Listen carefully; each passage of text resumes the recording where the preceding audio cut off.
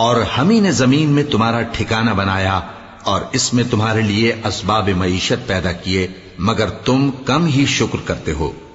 اور ہم ہی نے تم کو ابتدا میں مٹی سے پیدا کیا، پھر تمہاری شکل و صورت بنائی، پھر فرشتوں کو حکم دیا کہ آدم کے آگے سجدہ کرو، تو سب نے سجدہ کیا لیکن ابلیس کہ وہ سجدہ کرنے والوں میں شامل نہ ہوا۔ اللہ نے فرمایا، جب میں نے تجھ کو بھی حکم دیا تھا تو کس چیز نے تجھے سجدہ کرنے سے باز رکھا؟ اس نے کہا کہ میں اس سے افضل ہوں، مجھے تو نے آگ سے پیدا کیا ہے اور اسے مٹی سے بنایا ہے۔ فرمایا، تو بہشت سے اتر جا، تجھے شایع نہیں کہ یہاں تکبر کرے، پس نکل جا کہ تو ذلیل لوگوں میں سے ہے۔ اس نے کہا کہ مجھے اس دن تک مہلت عطا فرما جس دن لوگ قبروں سے اٹھائے جائیں گے۔ فرمایا، اچھا، تجھ کو مہلت دی جاتی ہے۔